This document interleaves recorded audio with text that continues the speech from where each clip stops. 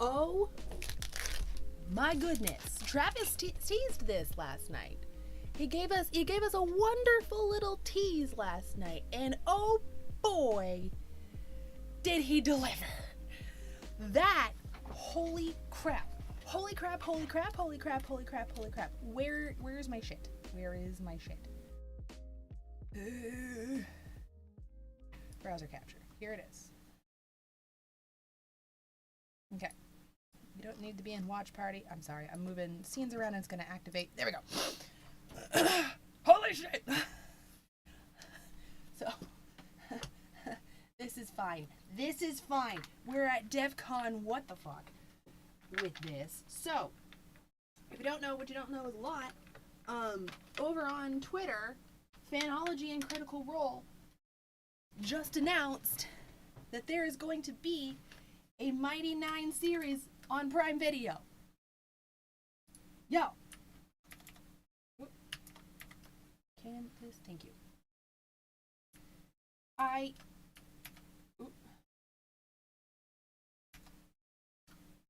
we get a happy medium here? There we go. There we go.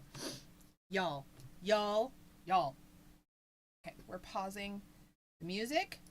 We're going straight into this. I mean, this is... Ooh. Hang on.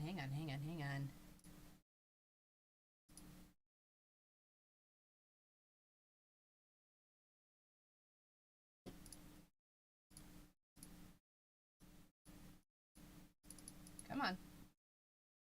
Ugh, Twitter. Stop sucking. The playback on Twitter already sucked before Musk came about, so this is the one time it's not his fault.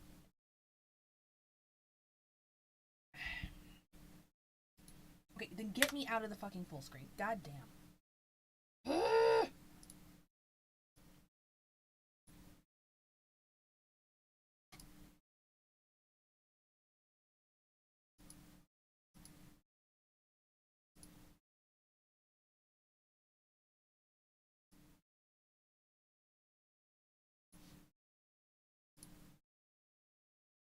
Hang on.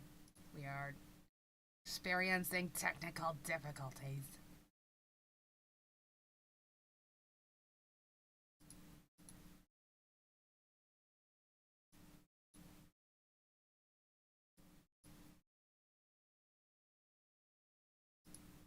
I'm trying to get this to work.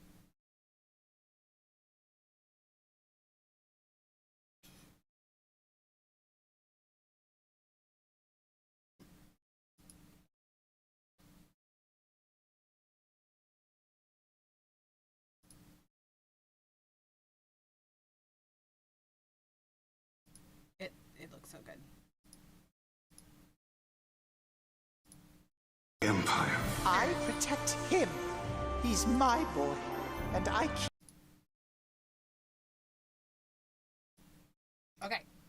Okay. Now we can hopefully finally get this to fucking...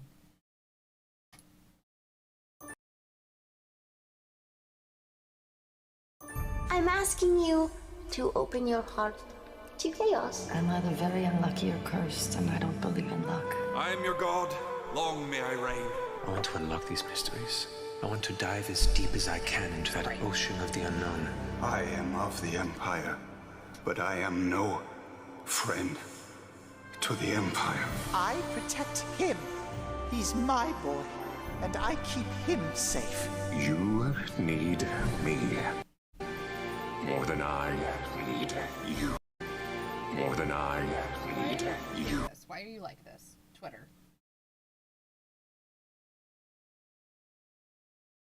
Get your shit together. We may be heroes that no one knows about.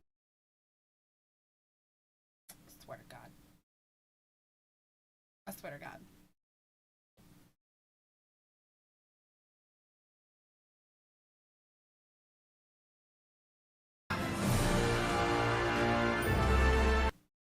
It says pilot. Guys, it says pilot.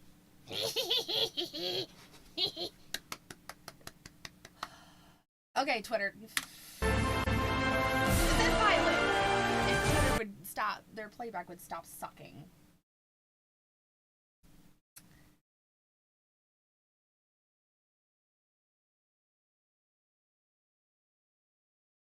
Why? Why are you like this, Twitter? Anyway.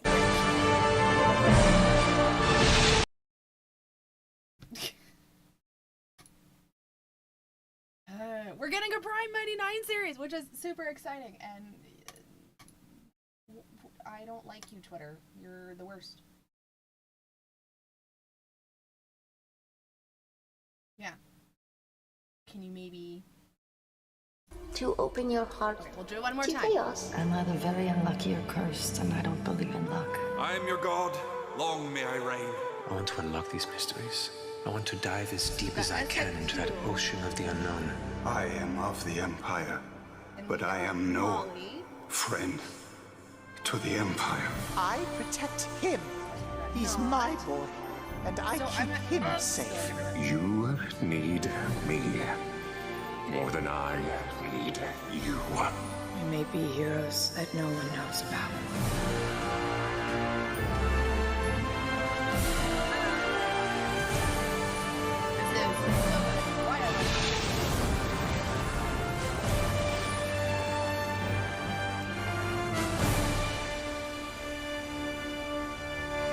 Mighty Nine, all new original series coming to Prime Video. All new original series. There's no release date yet, obviously. It's probably just like, got approved. This is so good. This means that not only did Vox Machina do well enough for them to complete the Vox Machina series, they're getting another series. Ah, this is very exciting. I'm very excited about this. I'm glad we can start this off with some hype, because now we're going to get into some not great things. I will probably be doing a breakdown of that later. We saw a Kiri plush. We saw the journal, Drakatsun Prince journal in there, which this is a great journal. I need to do a review on this. It's actually really good. We saw a couple of other things there. And of course, we also saw the silhouettes. We did not see Caduceus, which means probably my guess is that the first season is going to probably run up until Molly's death. That would be my assumption. I could be very wrong. I'm okay with being wrong about that. That's not a big deal for me. Okay. Next thing we gotta move on to is the DnDShorts video. Hey, I'm not ready. Okay. Okay. People are already. Thanks for liking that, guys. Oh boy. This is gonna be messy. I'm gonna try not to pause it too. This is an 18-minute video. So buckle up. Did you go potty? Did you get a snack? All that good stuff? Okay, because we're gonna dive into this. This is gonna be a lot. Okay, here we go. Oh gosh.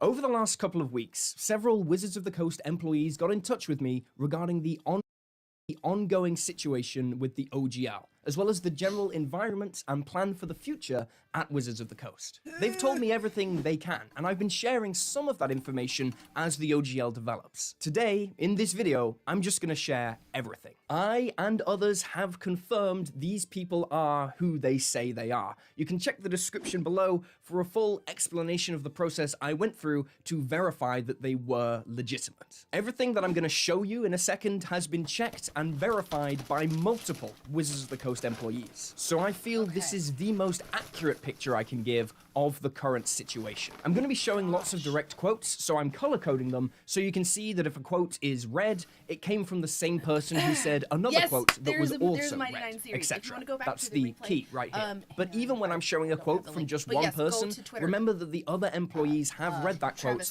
and confirmed it to be true. Sometimes when I'm talking, I will have to summarize a little bit, but I'll put the full quotes on screen, which you can pause and read for more context and insight. Unfortunately, my conversations with these people have totaled almost 1 million words, and I can't literally read aloud all of it. I've also asked all these people, and will ask anyone who gets in touch with me in the future, to go straight to Linda Kodega, the journalist who broke this news story on Gizmodo. I know many of them are already speaking with Linda, and Linda is the person who's going to be handling everything from here. Lastly, I'm going to be reading direct from a script from here on out, rather than my usual talk to camera with some notes on the side. That's because this entire script was checked and verified by employees and lawyers, and if I don't read it exactly down to the word, that entire process would be pointless. Much worse, if I speak more casually, I might accidentally misrepresent something that someone has risked their jobs to tell us and then to verify. Okay, let's start at the beginning. To break this situation down,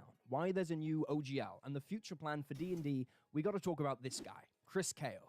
Chris Kao is reportedly the guy who is pulling the strings behind all of this. He is the VP of D&D Digital and has, by his own words, been masterminding the future of D&D in the digital age. Kao made the case that the instant red flag. Anybody's like, I'm gonna mastermind this thing. No, you are not. Oh, if it's one dude, I'm putting on a sweater because it's cold in here, and when you're cold, you put on a sweater. That's what they're for. If there is one person calling the shots and saying all of this stuff without having, and it's obvious that things aren't getting vetted through people who actually know what they should be doing.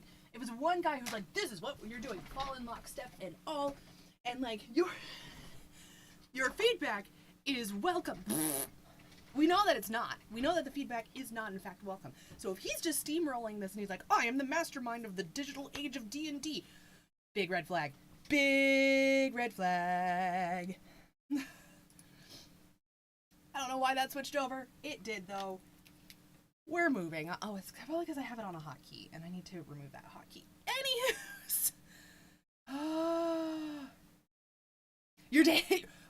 Your radiator exploded. No, Bill, please. Take care of your radiator. Oh, gosh. Yikes. May the force be with you. Okay. Continuing.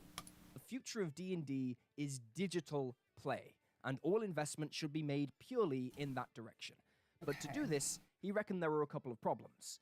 Firstly, WotC needs to get hold of numerous high-quality engineers with experience in D&D, and secondly, according to Kao, the biggest threat to this digital future was D&D Beyond. So what did Wizards do? What? Well, they bought D&D Beyond, solving both problems in one. But here's the twist.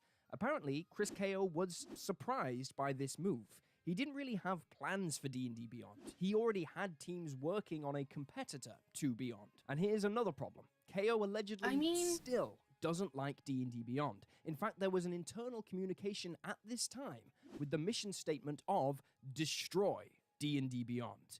What?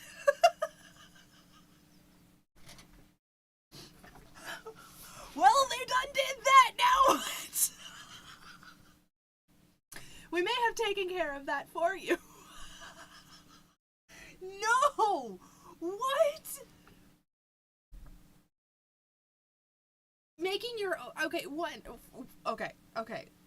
For one thing, making a competitor when a perfectly good one of these already exists didn't make sense. Acquiring D&D Beyond does. But around this time, he's still saying that we need to destroy D&D Beyond, and then other execs are like, okay, but what if we just buy it though? Are you kidding me? Okay. This comment was expanded on by someone who worked regularly with Kao, who went on to add, WotC executives wanted to kill Foundry, Hero Forge, Roll20, and any other potential rivals. Kao and Stutzman had a prototype that did many of the same things as D&D Beyond and wanted to destroy D&D Beyond both pre and post acquisition. Well, Chris, if that was your mission, it's actually kind of happened in a funny way, right? See, Kao's plan for the future of D&D is a digital play system in Unreal Engine. This is the stuff we've seen trailers for. We know this.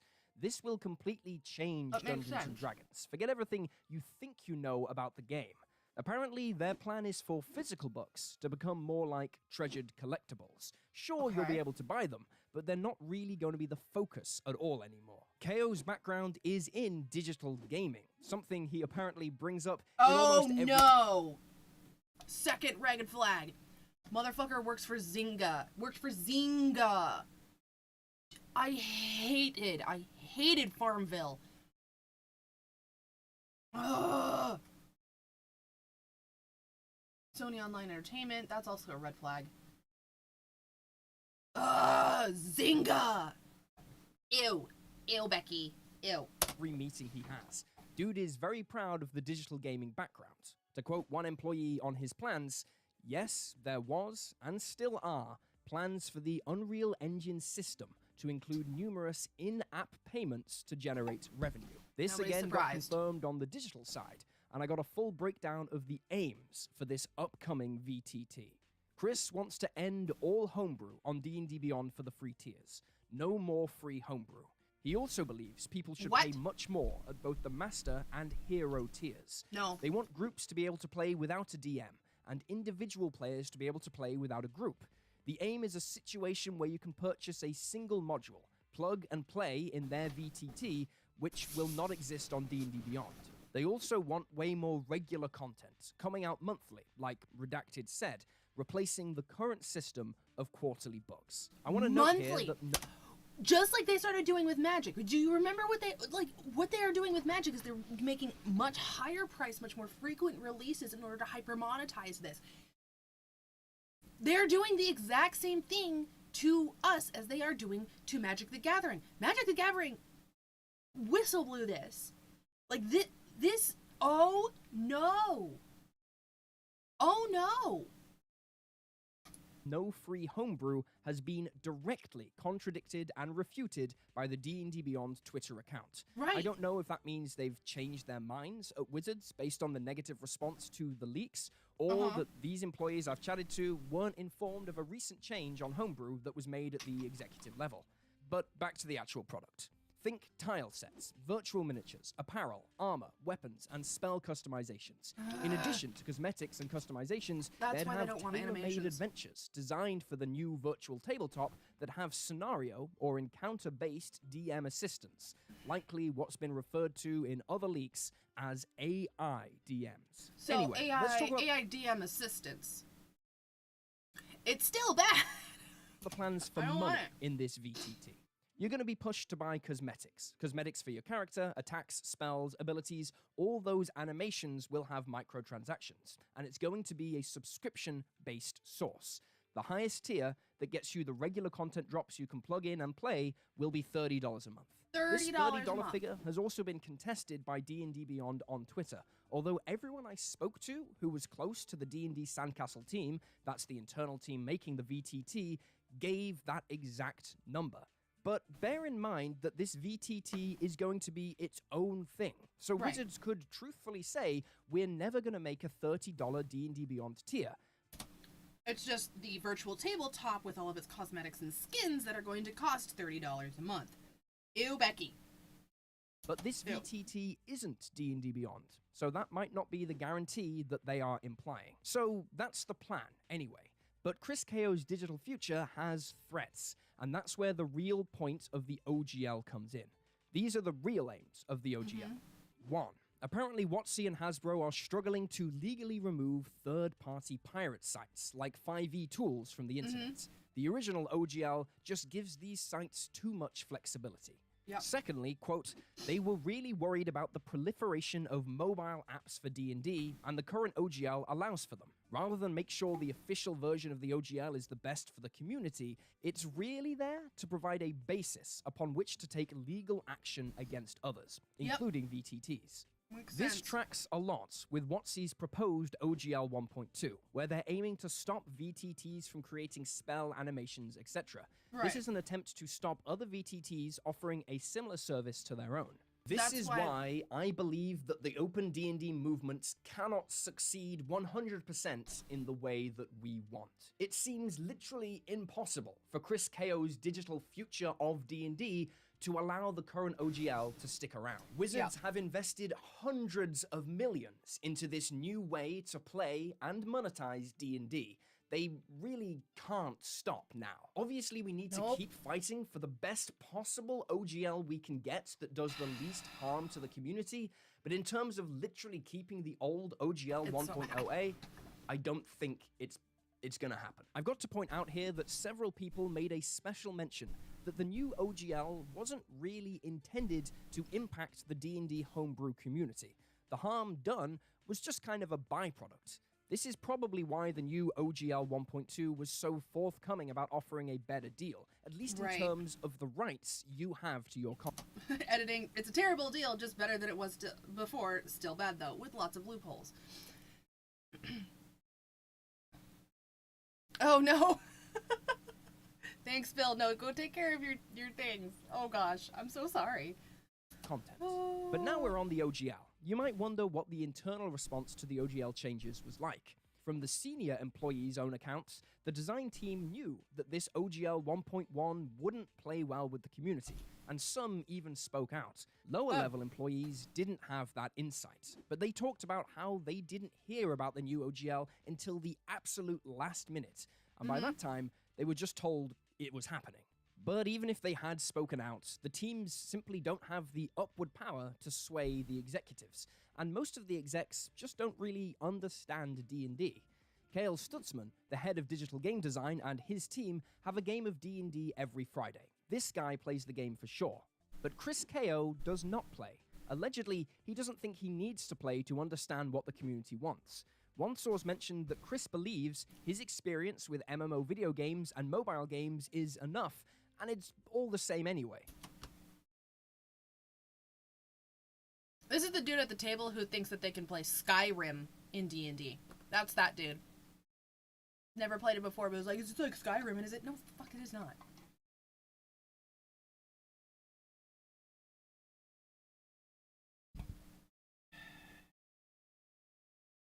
I hate this. I knew I was gonna hate it. A source who had regular contact with the executives said the same, that KO views gamers as one homogenous group. But I disagree. D&D is not a video game, and trying to turn it into one, because that is the revenue model you understand, is not gonna work. You need to understand a game before you can try and change it. There is one more person who is a big player in this story. Cynthia Williams, Wizards CEO. She's mostly famous for the quotes, D&D is undermonetized, which caused a stir in the community. She's also allegedly got a very hands-off approach to Dungeons & Dragons. Cynthia, on the other hand, is 100% hands-off. She never spoke to the D&D team in any way that differs from how she speaks on public investor calls. She was always off playing nicely with other executives, planning new corporate offices and the like. All management of the digital teams fell to KO. However, interesting insight though that quote is, what's important to know is what Cynthia is trying to do. She is dealing with something called the Hasbro Blueprint 2.0 initiative. Hasbro are in a tough spot. Just look at last year. And the Blueprint 2.0 initiative is all about dropping support for the weak-performing IPs and products and investing fully into the big ones. Hasbro wants fewer IPs, but they want them massive. Magic the Gathering was the first billion-dollar IP Hasbro owned, and Cynthia has allegedly promised Hasbro that Dungeons & Dragons will be the next one. As of 2022, Forbes estimated that D&D generates around 100 to 150 million per year, and one source told me the same. D&D makes roughly 150 million per annum. And that's really what all of this is about. Septupling the revenue of the brand and breaking that $500 million by 2028. That's their projection. Billion. And all of this stuff we're seeing now is just the strategy the executive team has come up with to fulfill that goal. It's sort of a do or die. D&D needs to make more money under Hasbro Blueprint Initiative 2.0, so they're trying this. Sorry for the long quote on screen, but if you want more insights, that's a great summary I was given. They know you can't simply sell more books to grow D&D, and they aren't able to monetize a good portion of the IP under the current OGL. The nature of D&D makes it far more complicated than Magic to translate into digital experiences, so they acquired D&D Beyond as a stepping stone in their digital D&D strategy. What Wizards wants is a recurring subscription-based revenue stream from both DMs and players, combined with free-to-play systems like cosmetics and season passes and a virtual tabletop to create enough tiers such that even the lowest tier for their digital projects is a net increase in revenue across most of their players. They're going about it the wrong way. D&D's about to get damn expensive. However, this whole strategy comes at the expense of the current creator community and the fans. It requires the removal of the OGL 1.0a and demands the shift of D&D to an online space, which the community might not accept. At this point, I'd like to share what the employees said when I asked them for their personal experience and perspective working at Wizards of the Coast and on the leadership there.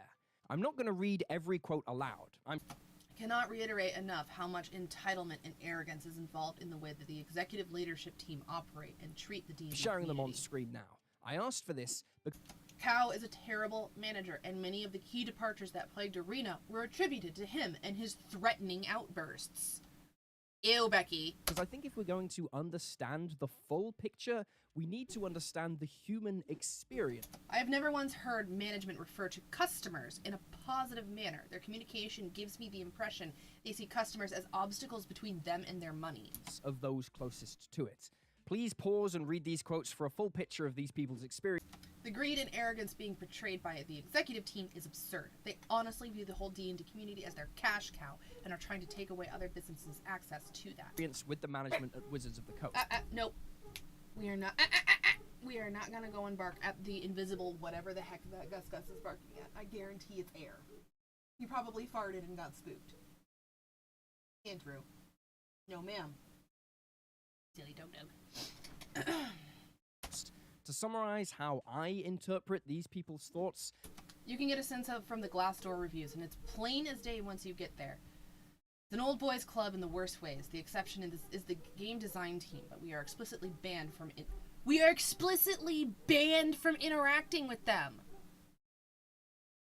There is a lot of frustration with the executive leadership, no, Andy. Both for their decisions and in...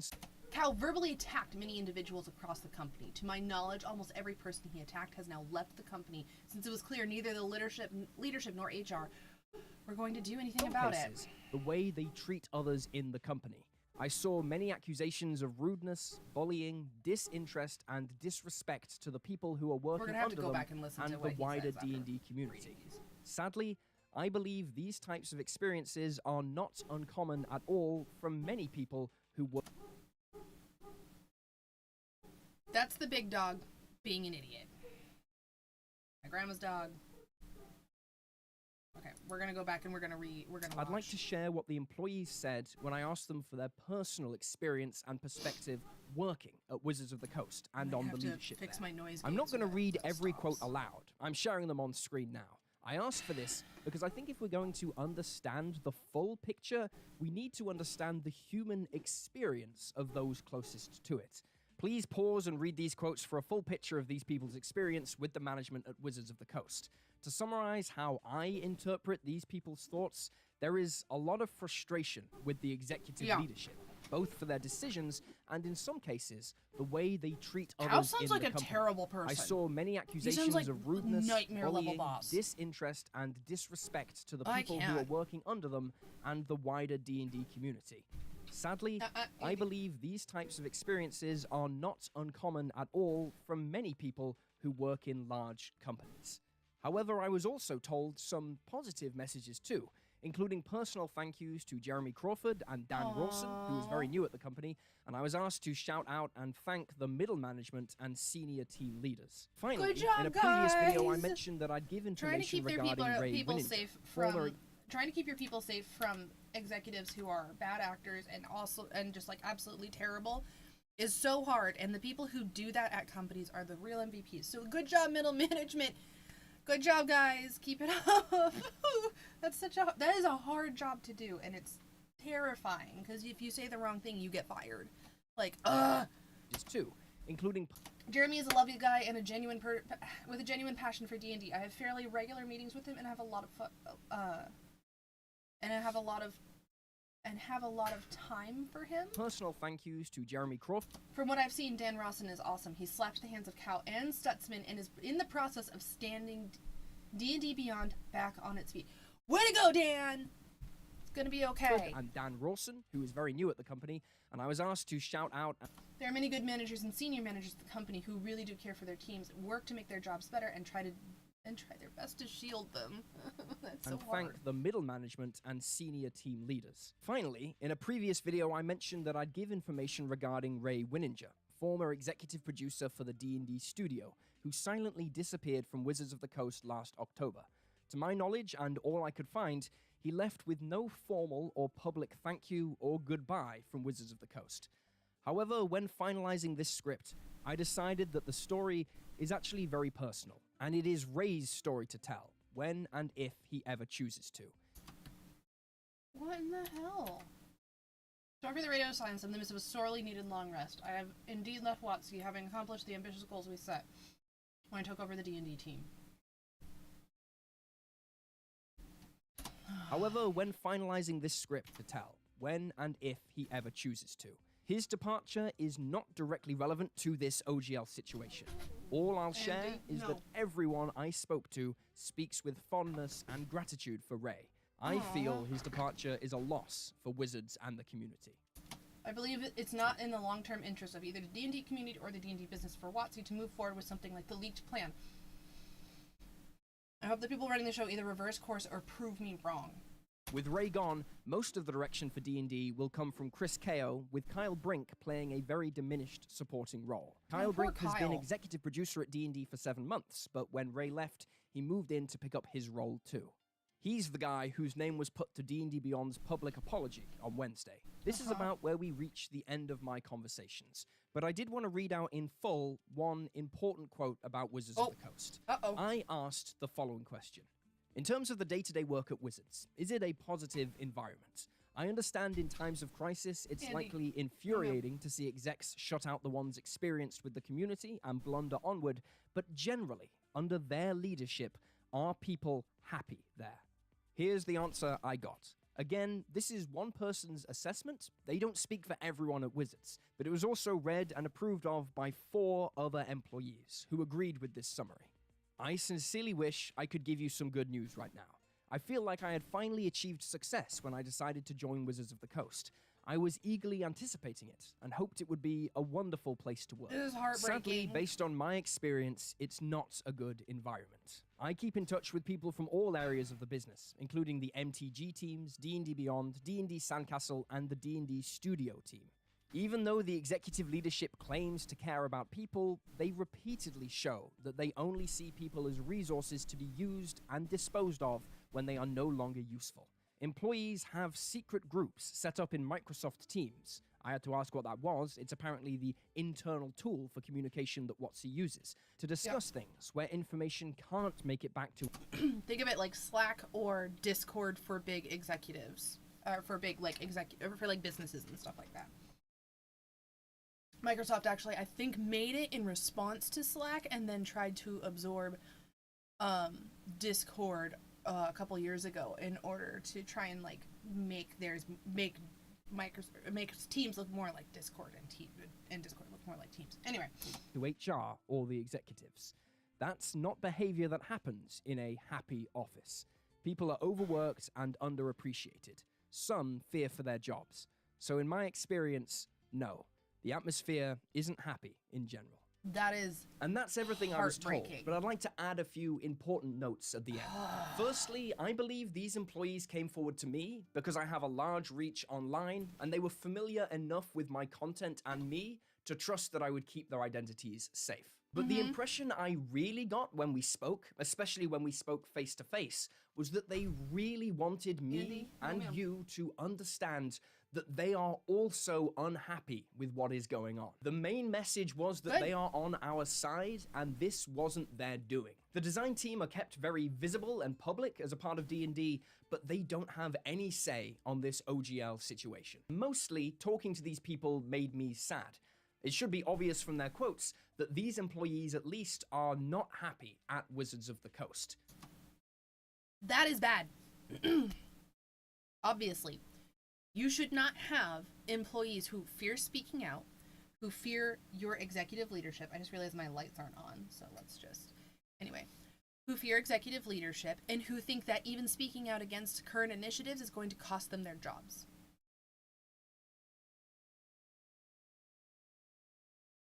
you got your dream job, you got the job that you've always wanted, and it's an absolute fucking nightmare. And that is insanely sad. Like, I can't. It's just... The more we spoke, the more I really felt their frustration and hopelessness. The D&D community is also not happy right now. Creators are terrified for their livelihoods. They're not happy either. Nope. I'm just so sorry that it's come down to this, that tens of thousands of people have been negatively affected by only a handful of people in positions of power. Secondly, though, I don't believe that D&D will die. Even if D&D Wizards of the Coast crumbles with constant bad executive decisions, your games of D&D will continue. You can play your home games and have fun no matter what. I'd obviously rather have a successful, happy Wizards of the Coast who have a great relationship with their community and their fans. That's not going to happen under Hasbro. It's just not. Hasbro is worried, as a multi-conglomerate, is worried about their bottom line first. That's the only thing they care about. It's the only thing they're ever going to care about. Andrew? No, ma'am. Down. Off. Good girl. Thank you. That's not going to happen under Hasbro. It's entirely possible that Wizards at some point, with all of these missteps and misleadership, and possibly with workplace lawsuits for being yelled at by someone like Cow, it could mean that they could get dropped. I would see Cow fired first before they drop an entire IP that they want to turn into a $500 million industry by 2028. However, that's not going to happen if all of your people are scared of the executives and scared of leadership. You can't, if...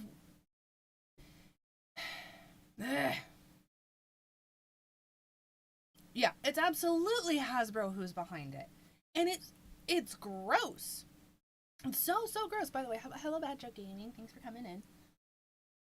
You can't make these changes. You can't turn a company into $1 billion company if all of your creative teams are terrified of leadership. That is not how productive workplace environments happen. What we're actually going to see because of this is more blunders like the Hadozi from Spelljammer. We're going to see more of that. We're going to see more bad steps in regards to microtransactions and trying to turn D&D into an online MMORPG rather than it being a tabletop simulator. And we're going to see people leaving. They're going to have the highest turnover rates, which means there's going to be silos of information and no one's going to know who to talk to because no one's been there long enough to network.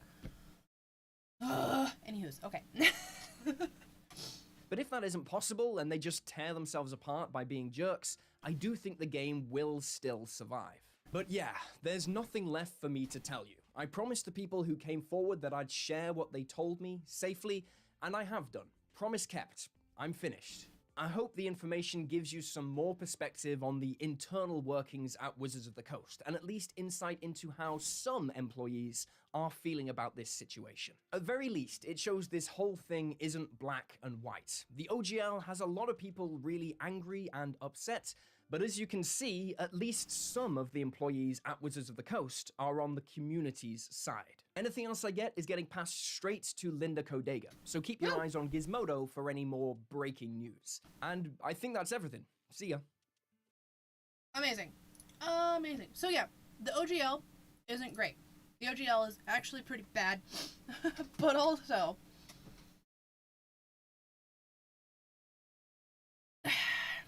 Hasbro. It's Hasbro's fault. I also have this up. I need to find the exact timestamp of where we start to talk to Linda about her interview with Critical Role. That is the next thing we're moving on to. I don't have any other thoughts other than we need to start yelling at Hasbro a lot and tell them to back the fuck down because that's super not great. And whatever the 2.0 blueprint shenanigans is, it's gross. It's real gross. And I don't like it. Okay. So this is what we're going to be covering next. I need to find the exact quote from Linda about what exactly is going on with Critical Role. Really quick though, we are approaching an hour, which means that we need to go do bio break time. So this is something that we do every hour here because we need to take care of ourselves and be good to our bodies. So I'm gonna get up, I'm gonna go use the bathroom. There's gonna be a 5-minute timer up here. We're gonna do bathrooms, we're gonna get refills on drinkies, refills on snacks, and then we're gonna come back and we're gonna sit down for another hour. This is time for you to get your wiggles out and do all the things, okay? So we'll be back here in 5 minutes. I'm gonna play some music and you'll see a timer up there and I'm gonna adhere to that timer. Okay, see you in a bit.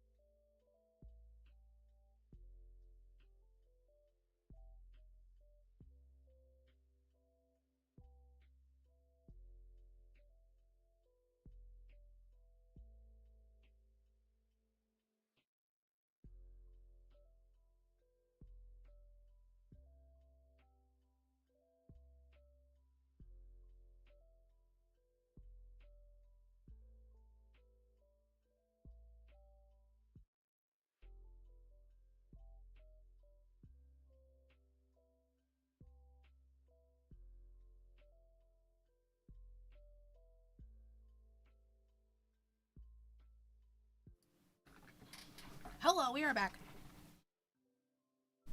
Same curse time, same curse channel. Ooh, sorry.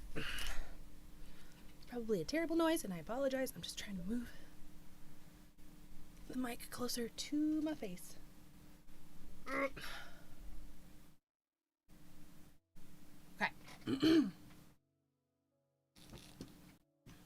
Next, we're going over this. This is Linda Kodega. They did the interview with Critical Role about the OGL and what their feelings are towards that. I'm just going to move down so that I'm not on poor Mark's face.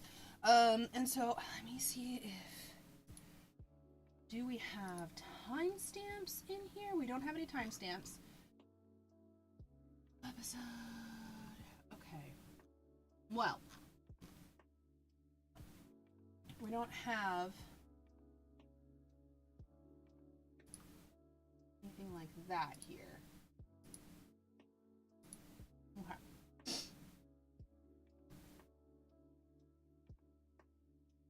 If anybody does have a timestamp for when Linda talks about the OGL and all of that good stuff,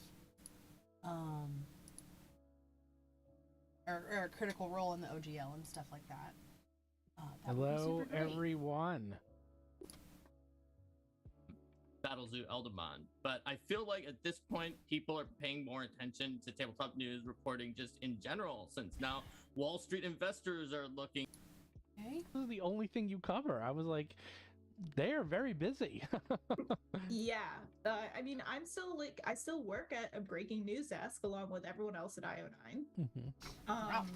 And yeah, They I are just very released busy. an interview today with Tanya DePass, who's known as Cypher's Tur, because she is the co-developer on the 5th season RPG that just got put on BackerKit. So yeah, I did that interview last week.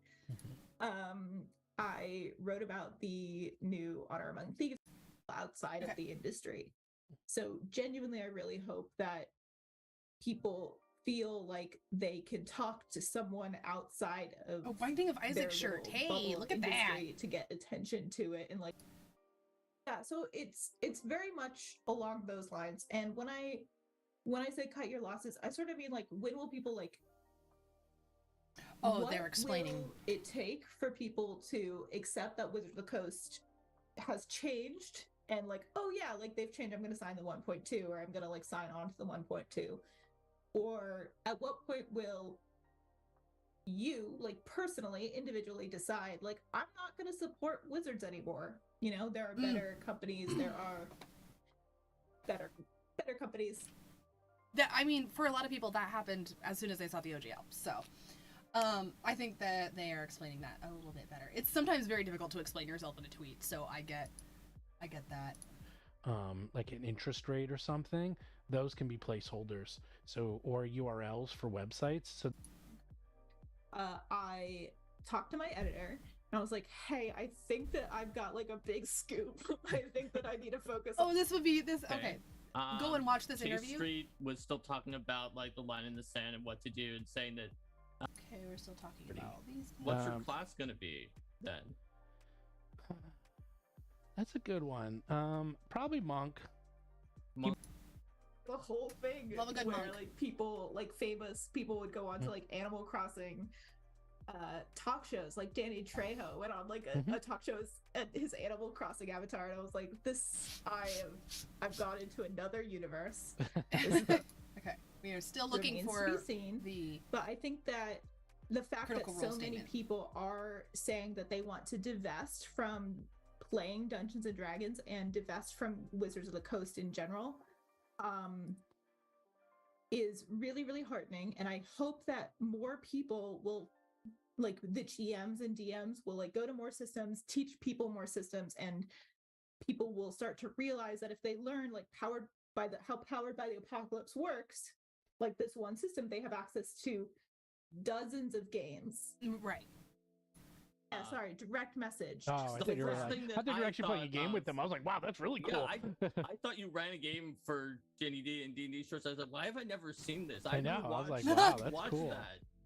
Although, like, maybe one of them should Well, be. chatting with them is cool you said too. you don't play D&D a lot, but I don't. I like the last time I played D&D. I mean, it was in December. I think it was December or November.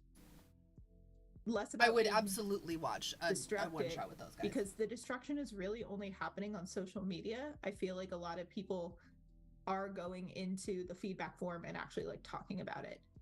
So I think there's an illusion of destruction and an illusion of division, but I think that the real goes. I think you just violated the morality clause. I'm sorry. That was potentially harmful or gonna have to go back and watch that. Hang on. We're still looking for the statement. We'll have to that game, but I don't think that Wizards of the Coast is necessary for people to play a game or love a game, and I don't think Wizards of the Coast is necessary for the future of RPGs. Absolutely agree. I don't know if you saw this. Mark Owen, Casey Stevens. Was it Owen? No, it wasn't Owen. It was Jason Bowman wrote something about how. Oh yeah, thread. Yeah, his thread was very interesting. Okay. No, I'm gonna DM there we go, you right Steven. after this. I'm gonna have to run one of those games for you. As things shifted around and nobody knew in the fandom what anything stood for. So I made videos that were just like are the definition of chaotic. Like they're just pure chaos. Like they're very scary. Okay, I feel like either we missed the statement from Critical Role that Linda no one ever that rolls evenly among things, or just the boat and the stuff inside of it actually throw it off a little bit. And have you tested, or did your brother test and give you that information? I don't think he tested it, but Thank you, Captain. Just in case. Captain Linda. Captain Linda's mom. Yeah, I don't know her last name, so I'll just call her Captain Linda. Oh, Hitteman. Captain Hitteman. Captain Hitteman. There you go. But like on a court instead of in like a little fenced-in area. It's the fastest growing sport in the world. It is. My parents played mahjong, and my make a fool of myself. They can count. They can count. I was wondering. You said there's always 3 indie RPGs. Easily translated it. Okay, we're still looking. And mahjong. And if we can get your mother's name in there somehow as like the name of the system, I think that would force your mom to learn. That'd be very funny. That would be. But I mean, like I've run a Dungeons and Dragons game for my mom and my dad. Sounds multiple levels as the GM. Hey, like, Mark. Okay, I played for decades, and they were like, now that the thing is that you've been running bottle with the lid like, still in the on. basement when you were in high school and whatever, and so they played a few Pathfinder Society scenarios. Wow. And the other one just like despises them, and he's always like, it's so nerdy. Let me go back to my fantasy sports where I'm running all of these spreads. Yeah. Okay, I'm still not finding this particular quote from Linda, who said that Critical Role is just try to skirt the line where they can. I love that everything is on caps lock.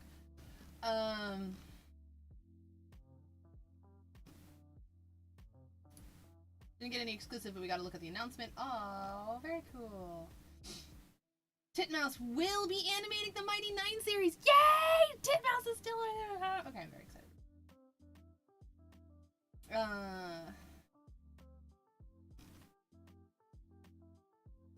The critters. Okay, someone. Wait. Their site and Amazon today with nearly no announcement. Heist themed anthology looks pretty cool though. Yeah. Journey's PR machine gave me 3 or 4 interviews, and the spell to Emer PR was literally 3 hours of influencers and journals.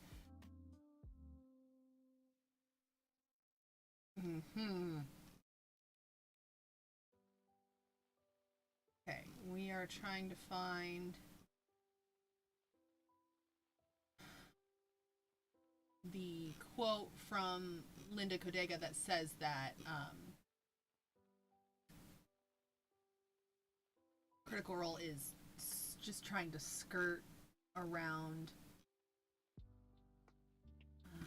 Shoot. Lips.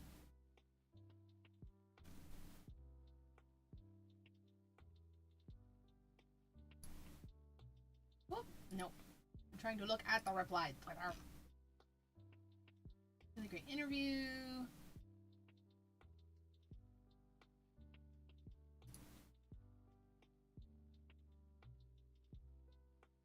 Okay. Nothing about it there. still trying to find this quote of Linda talking about how Critical Role is trying to get around. I'm pretty sure you're not gonna be able to answer. They're Is not someone disparagement. June Solar for $10 said, "Can you give any of the questions that you were prevented from asking Critical Role to the PR person?" Literally just like randomly clicked on it. Wow.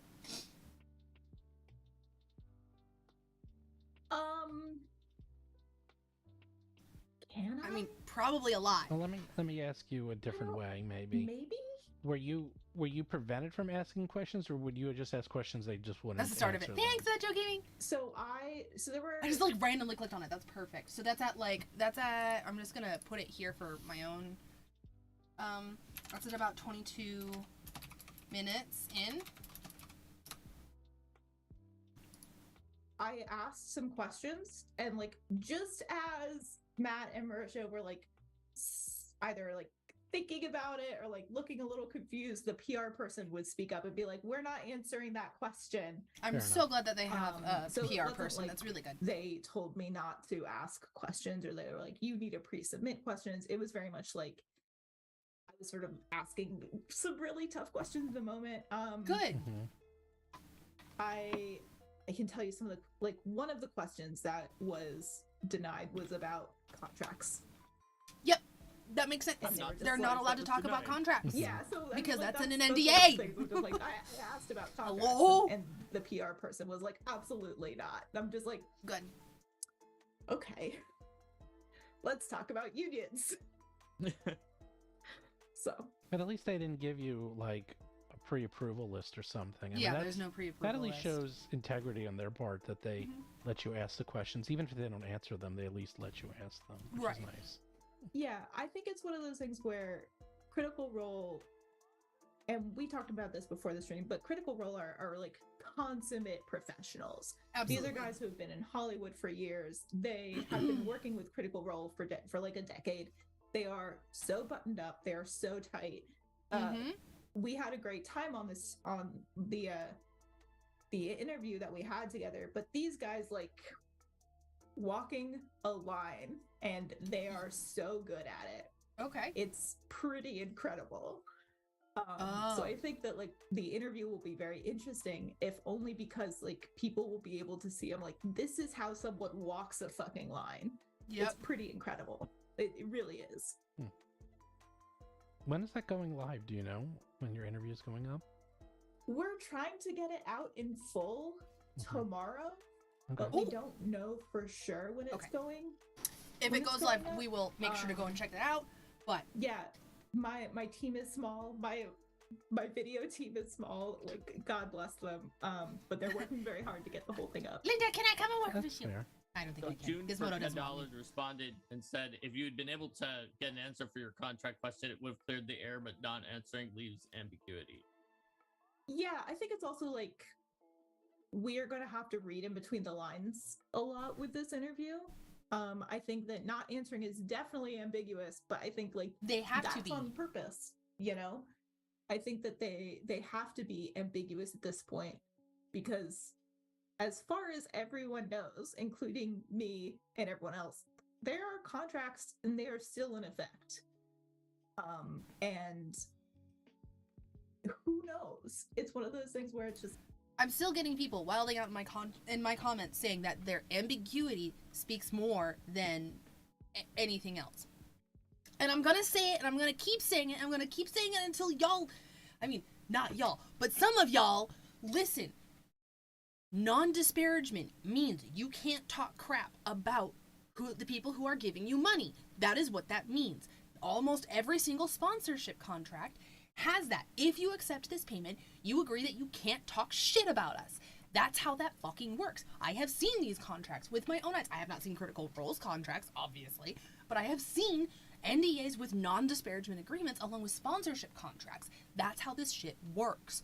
But y'all being like, no, that's not how any of this works. They can't say things because it would get them into trouble. And breach of contract is messy, and you don't win breach of contract. Because guess what? If you signed the contract, that's it. breach of contract means that you went back on your word, and there is not a lawyer alive who can get you out of that unless they're built different. Okay, rant over. Don't come in here. I keep getting these, like, they have to say something. Like, no, they absolutely do not. No, they absolutely don't. They've got to release their Mighty NEIN series and do all of that stuff. They don't have to, they can't. They literally cannot say things. So yes, we are going to have to read between the lines. Thank you, Linda. Okay. Was that a confirmation bias? Absolutely it was. Okay, we're good. It's like, they didn't say that the contracts would be staying. They also didn't say the contracts wouldn't be staying. So, like, anything. But it's also one of those things where it's just like, the fact that these people are not unilaterally siding with Wizards of the Coast, even though they have these contracts, I think is also something to consider. Yes! That makes sense. There's a few people who have who seem to be asking about a line in one of the recent articles about cutting losses based on Wizards strategy, and they're wondering that's them clarifying their statements on when is the D&D community going to cut their losses. Obviously a lot of people already have and are gonna just go and learn new systems, and that is completely fine, and that is good. Okay. Covered a lot today. There was a lot of things there. There was a lot of things to talk about, and I'm trying to keep it mostly brief because I do have other things that I have to go and do today. But we're trying to get all of this stuff out there and figured out. So, oopsies. What we have is what Linda actually said was that these are people who are walking a line, and they have been in the industry for a long time, and they know how to say and what to say and when to say it, because they are often under these NDA contracts. So, the fact that they haven't said anything about it doesn't mean much. The fact that they are not unilaterally siding with Wizards of the Coast also says a lot. They are very, very obviously in their statement, which is going to be so far down because there's so many things happening with Critical Role right now. Look, we've got that's the action figures that they talked about like a couple weeks ago. Oh my god. Too wild. So excited. I'm so excited about Mighty NEIN. It's gonna be so good. Doe. Mika wearing the trinket slippers. She's so cute.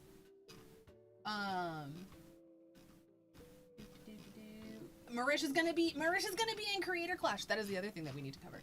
Marisha's gonna be in Creator Clash. See, it all just is this. They are promoting Legends of Vox Machina. That is their priority right now. They need to promote this series so that they can continue to make stuff. If you want them to keep making stuff. Dooley dooley dooley dooley doo. It's here it is. This statement right here.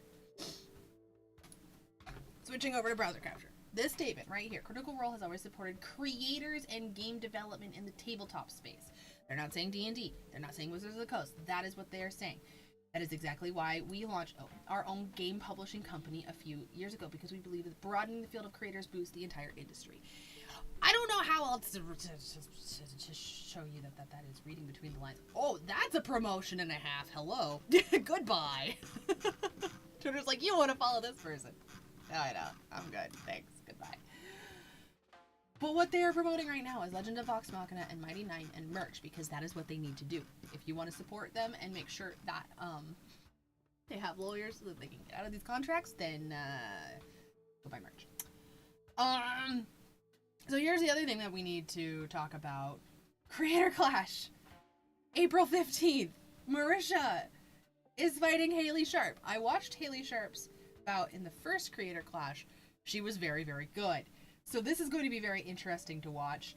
I don't know if Marisha has any martial arts experience, but obviously has been training for the last few months. Super, super great. This is so good. Follow your dreams, kids, and maybe someday you could get knocked out by Marisha. Mika, you promise?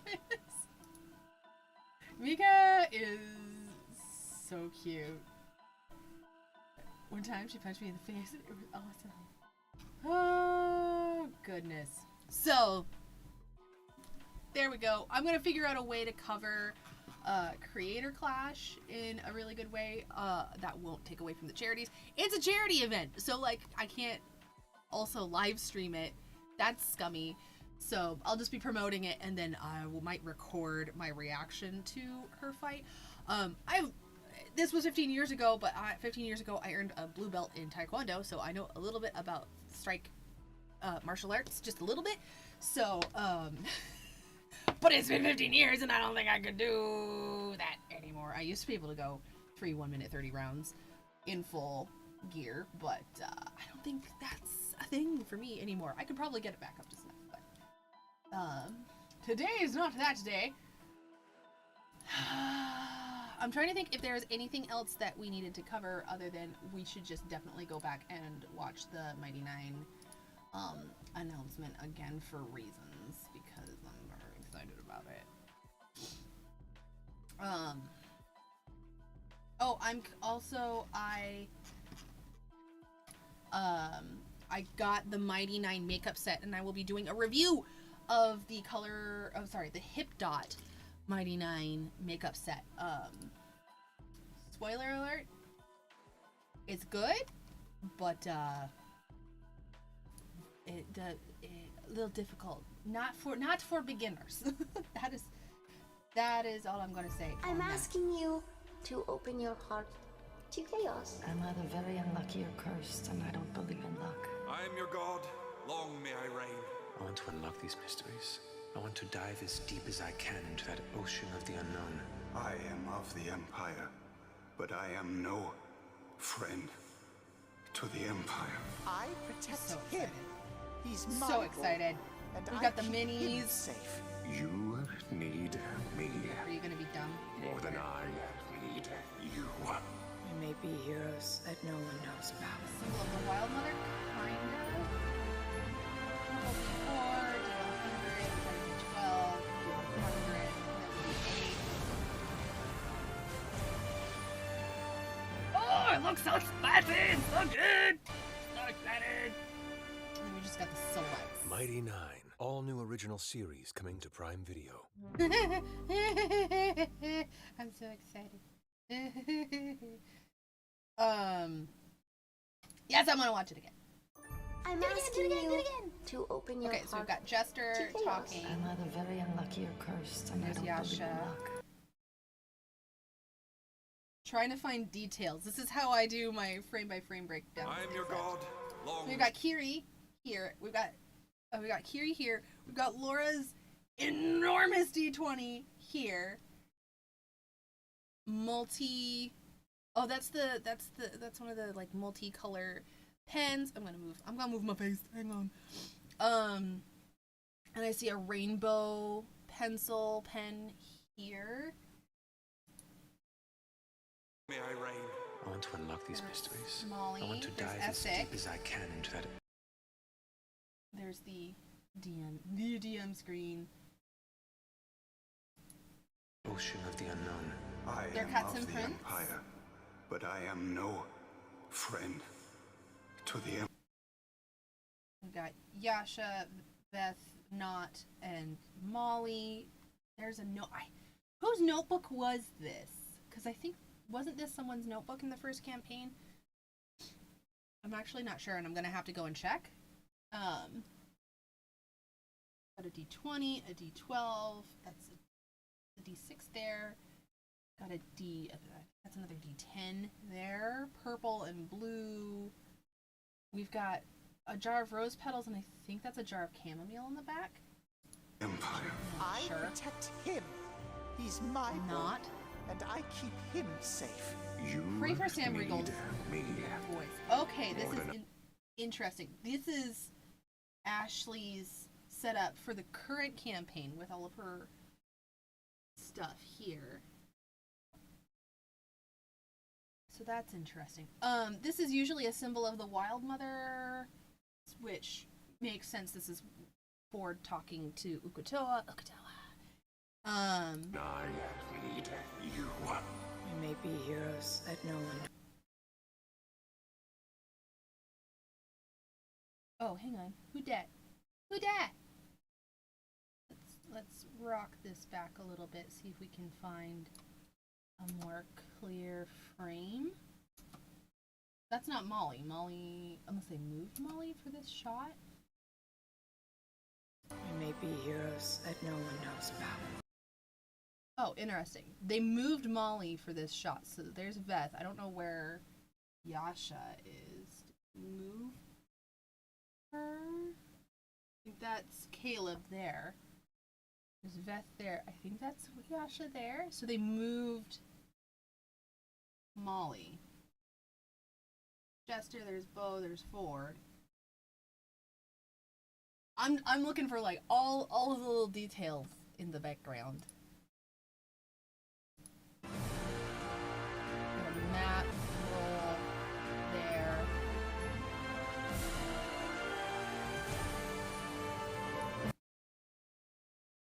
Got like that's a cover page. We've got a copyright right here, which is pretty cool. Very exciting.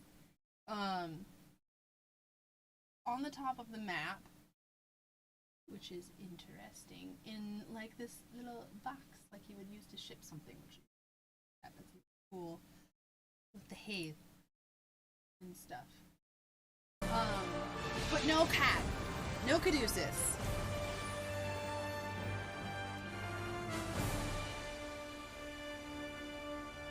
So Mighty exciting. 9, all new original series coming to Prime Video. Okay. Well, there we go. That's about as close as I'm probably gonna get to full frame by frame breakdown. Today anyway. We'll see how the muse takes me with the rest of my day today. See if we can do some more cursed shit. Congrats to all my friends who are playing Hogwarts. Who got to play Hogwarts Legacy first.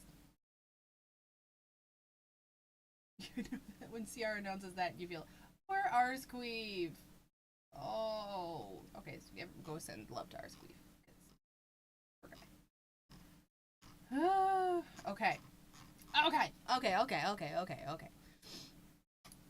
It's only 11:30, and I feel like there's so much more to see and cover and look at. Oh man.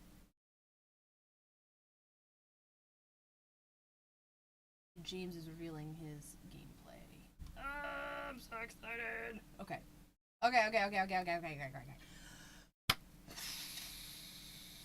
I need to do the things with editing my video about I need to edit the video with the makeup review. That's a pretty important thing. Gotta edit a couple of other things. The only thing is tomorrow I thought I was going to be able to do a body doubling stream, and I actually cannot because I have to take my kid in for a dentist appointment, so we're going to be doing that instead. They had an opening when we were already on the books, and I took it because I want him to be able to chew on a certain side of his mouth because he can't right now. So there will be no stream tomorrow. I'm going to be doing that with him instead, sitting in the waiting room nervously knitting. So that's going to be fun.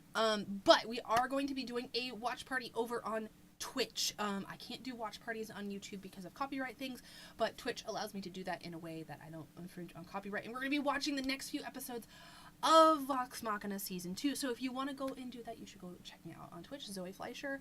Same as I am here, twitch.tv/Zoe Fleischer. So you should go check me out over there. Right now, I'm gonna import footage and do all of that fun stuff while just hanging out. So thank you so much for hanging out with me today. That was a lot of stuff to cover. I hope it was gratifying in some way. I will try and split this up into something coherent. You know me. Coherent? Me? Couldn't be. Never. Alright. Love you. Thank you so much for watching. I'm going to see you guys later. I'll see you guys on Friday for watch party. Bring a beer. It's going to be a good time. Okay.